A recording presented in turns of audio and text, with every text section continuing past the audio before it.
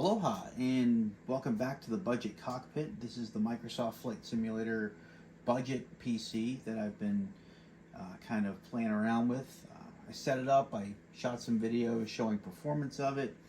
Well, here I wanted to make it more cockpit-like, but I still wanted to keep with the budget theme. So what I was able to do was just using parts I had, leftover wood, and some material I found for fairly cheap. This material, it's a very thin plastic. You can get it on Amazon.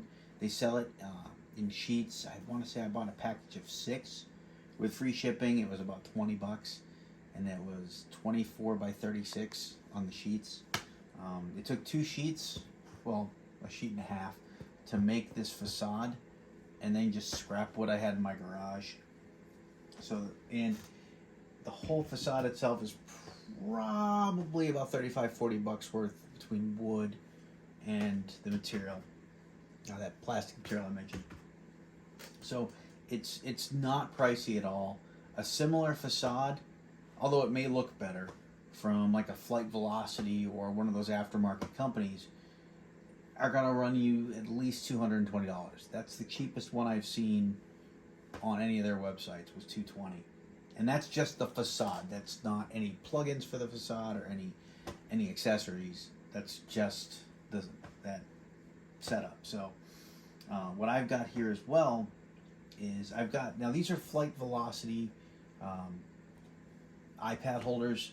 You don't need a specific companies to do it. Any iPad holder put on there, or any tablet that you can just affix. Even if you just use Velcro, it's still going to look pretty good if you do it right. These were 20 bucks a piece, and I already had them, so I just reused what I had. These are 2 iPad Air 2s. I picked them up a year and a half or so ago. Each one was about $100.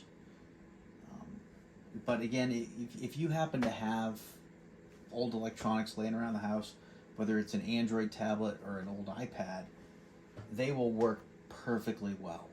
Air Manager is not demanding software, and it's very forgiving. And here I've got the Cessna 172, I've got transponder, autopilot, my trim, flaps indicator. Super easy to set up. You can go in, you can customize. You really get a lot of bang for your buck with this. And if you're somebody who has a better graphics card, you could actually configure Space Desk to work on this. So this would be an extra monitor from your computer, and you could take your Popouts. So let's say I went in here and popped out my GNS 530. I can't do it at the moment because I don't have Space Desk configured, but if this was configured for Space Desk, I could bring this right down here. And there is a way to interact with it on the tablet's display. So you could literally have that full featured cockpit type setup on a budget.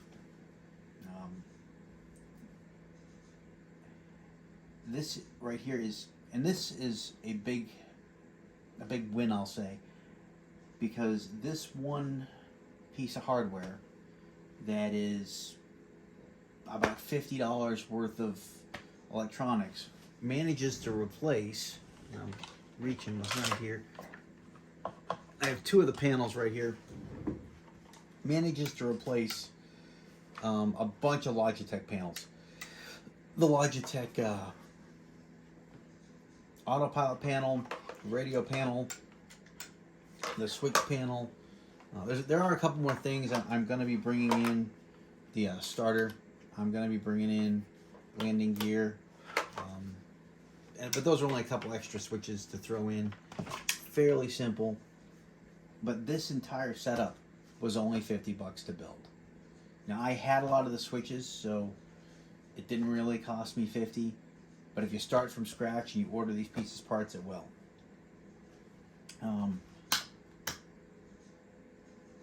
I haven't configured these switches yet in the sim, so I can do this without having the plane fall out of the sky. But you can add in the switches you want to play with. You can interact with your radios here, COM1, COM2, NAV1, NAV2. Here's Autopilot. Now, the Autopilot's a little quirky right now. I have to go in and fix it. But there's my transponder, and it works. So 1201 is what's showing over there. And let's say I want to change that number.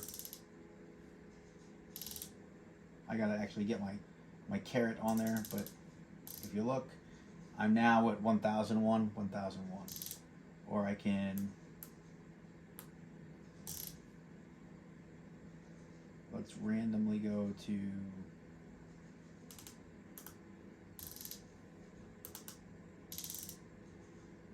I don't know, 5240.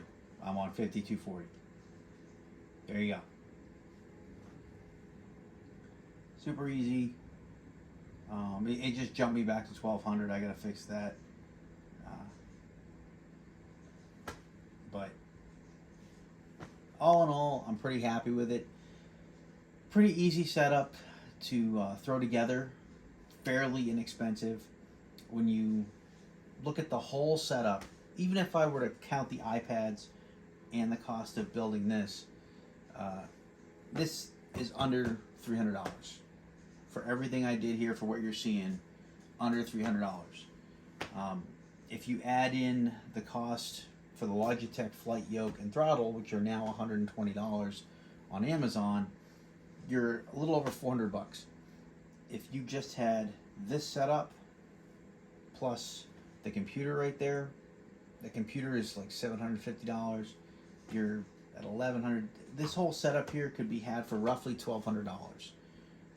Flight yoke, throttle quadrant, rudder pedals, computer, this guy here, and a 27-inch monitor. Roughly $1,200. If you're good at getting sales, if you're good at a lot of DIY, you can come in under that as well. But that's what you're looking at right here. I still think that's fairly budget when you consider all that you have.